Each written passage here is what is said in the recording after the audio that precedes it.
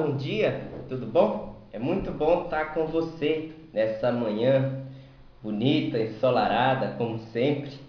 Eu queria agradecer a Deus por esse dia e por estarmos aqui juntos nesse dia especial para juntamente meditarmos na palavra de Deus. Hoje eu queria falar sobre a história de José.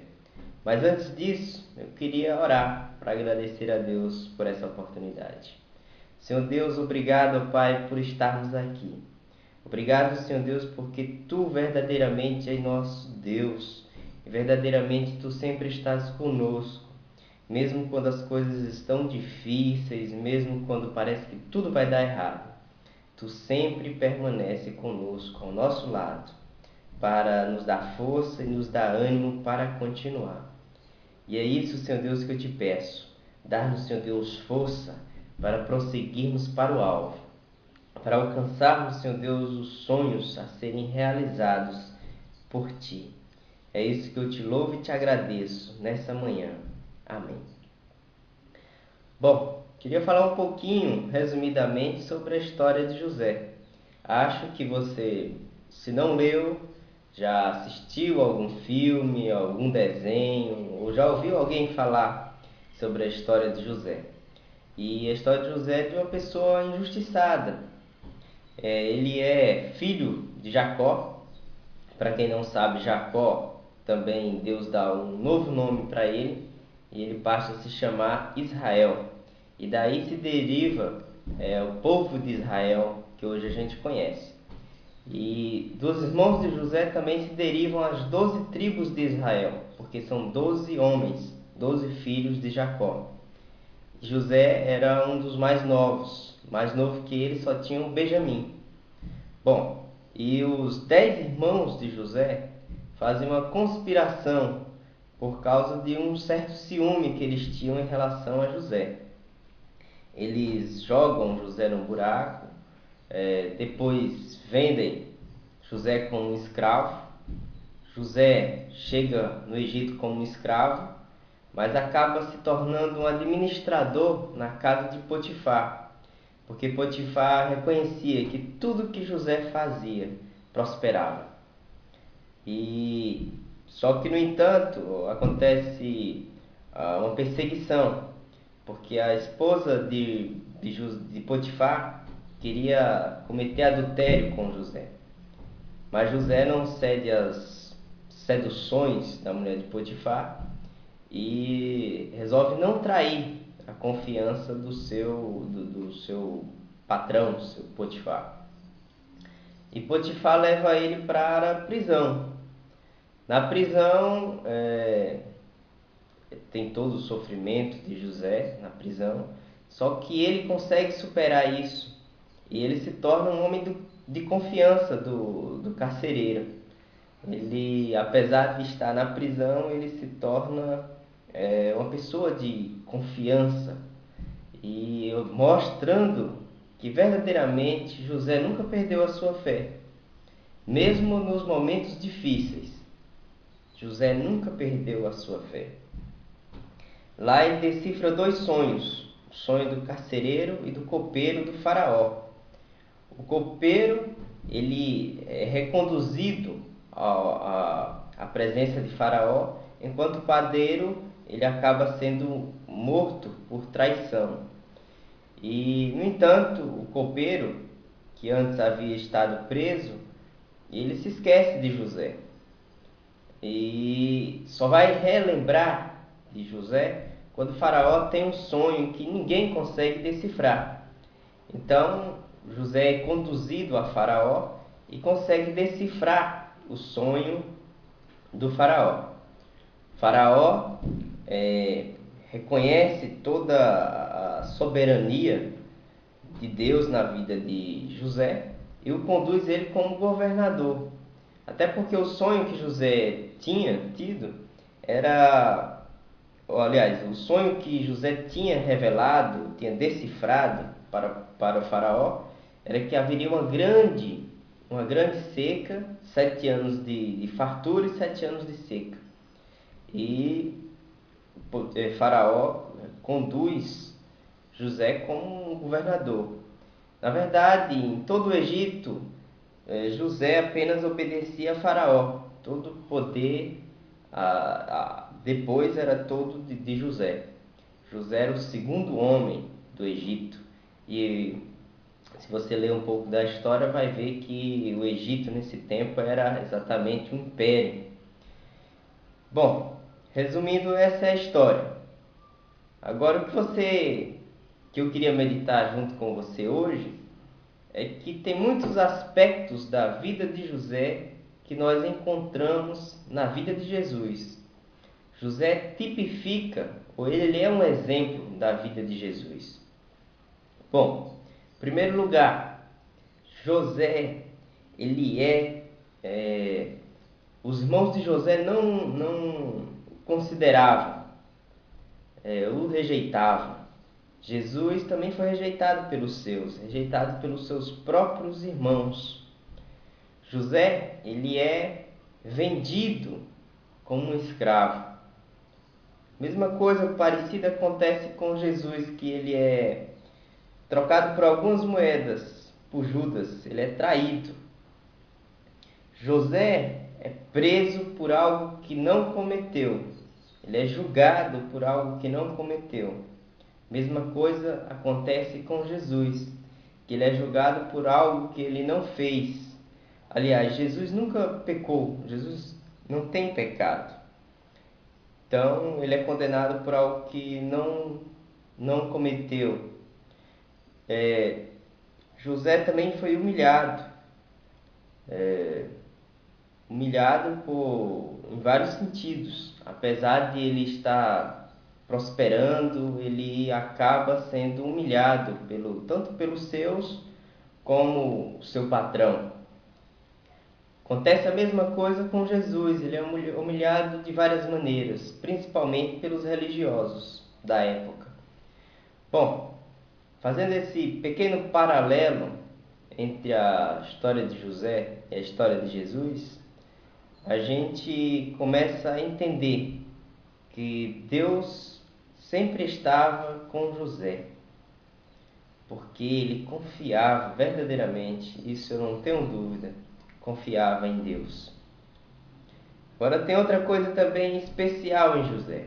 Ele tem a capacidade de perdoar seus irmãos que o venderam como escravo. Isso é muito duro, é muito sério.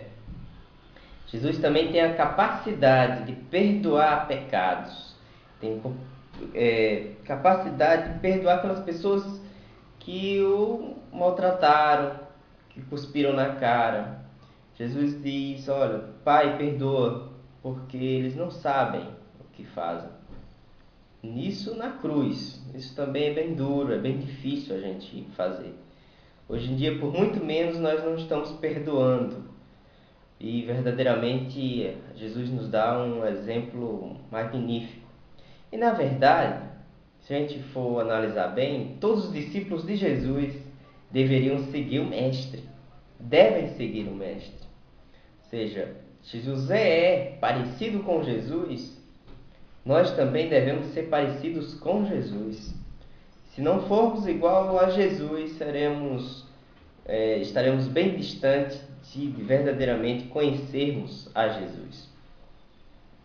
Bom, hoje eu queria meditar em Gênesis capítulo 45, versículo 24. Exatamente depois do perdão, quando José se revela aos seus irmãos e diz, olha, chama lá nosso pai, para que ele venha me ver, para que ele venha habitar, morar junto comigo. E o texto fala o seguinte, e despediu os seus irmãos. Ao partirem, disse-lhes, não contendais pelo caminho.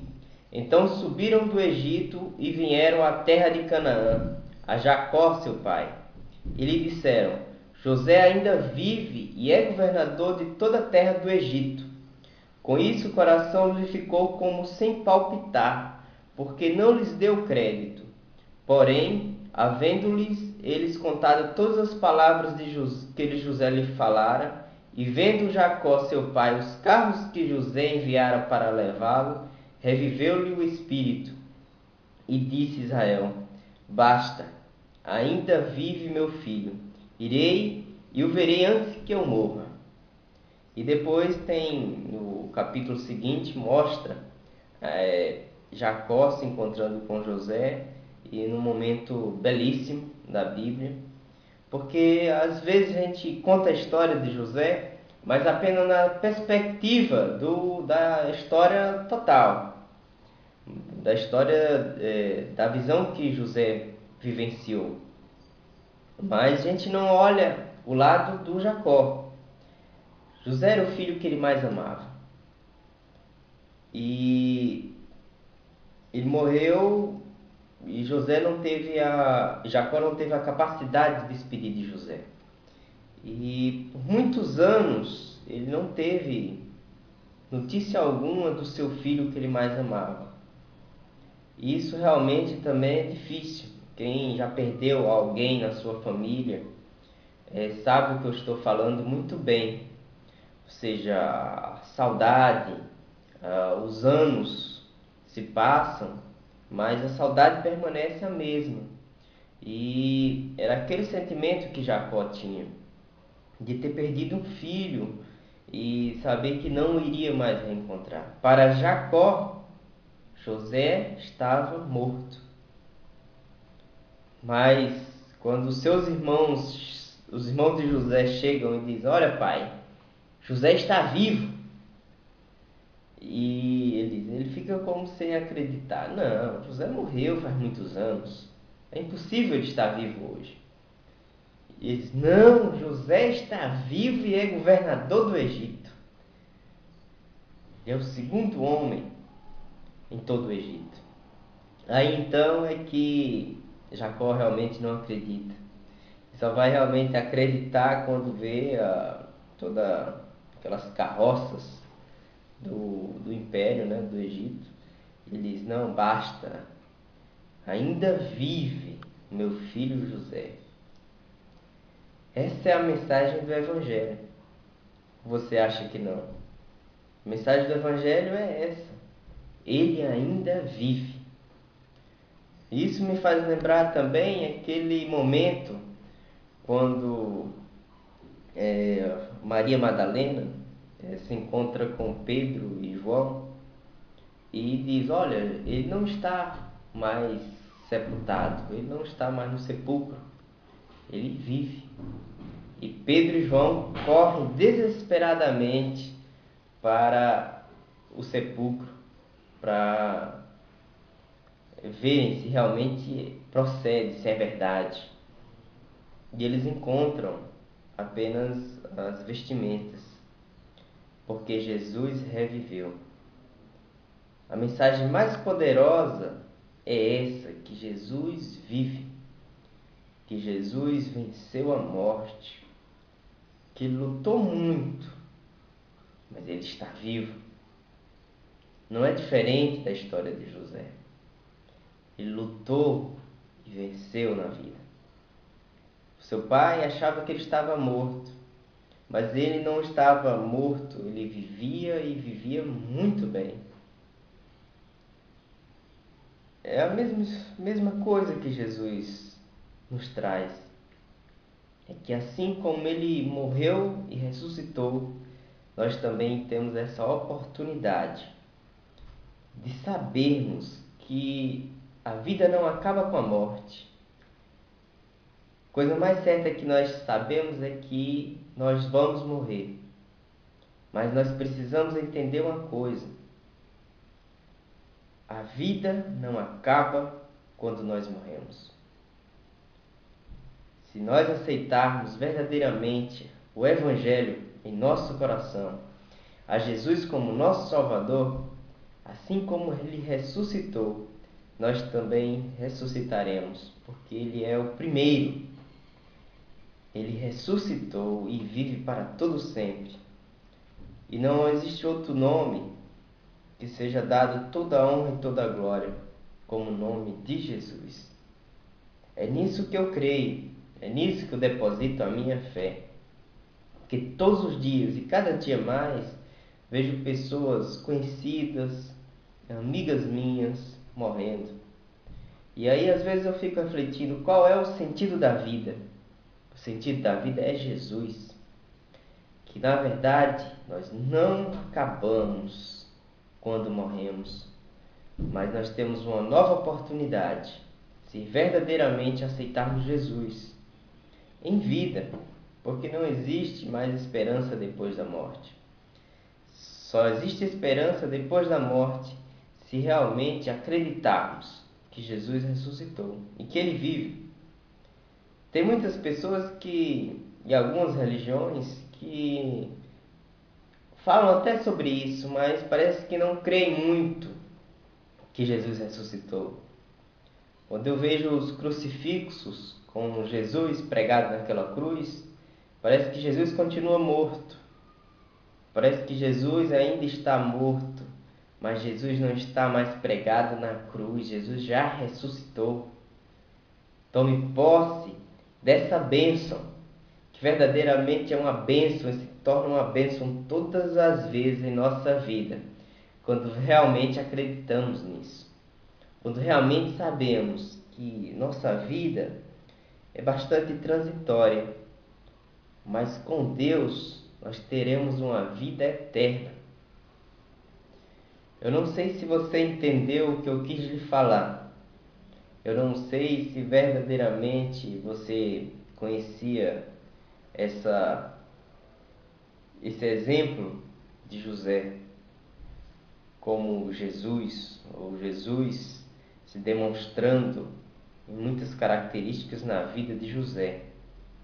Não sei se você compreendeu essa mensagem, mas se você não compreendeu nada do que eu lhe falei, eu quero lhe dizer uma coisa: Jesus vive, e esse é o Evangelho que eu desejo sinceramente no meu coração que você creia, confie nele, que se Jesus vive, nós também poderemos viver novamente uma vida não como nós vivemos aqui, porque essa vida é muito intranquila. Existe muita guerra, muita tristeza, mas teremos uma vida de paz, de felicidade. Jesus fala que foi preparar uma morada para nós, uma morada na Nova Jerusalém, uma morada eterna. Eu entendo muito bem isso. Todas as vezes que eu saio de casa, eu digo: Deus, me ajude a voltar para casa. E é nessa mensagem, nesse sonho que eu tenho, nesse desejo que eu tenho de voltar para casa, é isso que eu peço a Deus. Eu quero morar na morada celestial. Eu quero viver juntamente com Deus na casa que Ele preparou para mim. Você ainda vai pensar em casas, materiais de tijolos, cimento, ou vai morar nas moradas, na casa celestial, na cidade em que Deus tem preparado para você? Agora, se você vai querer habitar nessa casa, se você realmente vai querer morar com Deus, essa é uma decisão exclusivamente sua. Eu sinceramente espero que você aceite Jesus como Senhor e Salvador da sua vida. Senhor e Salvador da sua vida não é apenas ir às igrejas, frequentar cultos, mas é ter Jesus todos os dias na sua vida. É aceitar o seu Espírito, o Espírito que clama: Pai, Abba, Pai, e verdadeiramente transforma não apenas um sistema religioso, uma maneira de se comportar, mas transforma toda a sua vida. Eu espero que isso faça morada e habitação em você, o Espírito Santo. É isso que eu queria falar. E essa é a mensagem que eu queria trazer para você. Até porque é uma mensagem que se renova também para mim. Porque muita coisa daquilo que eu preparei, eu imaginava falar, eu não falei. Mas tenho certeza que Deus falou ao seu coração e ao meu coração também. A gente se encontra em próximos vídeos, em outros momentos. Você pode também visitar o site vivoevangelho.blogspot.com, que lá vai ter mensagens e vai ter outros vídeos para você. É assim a gente se despede. Até a próxima.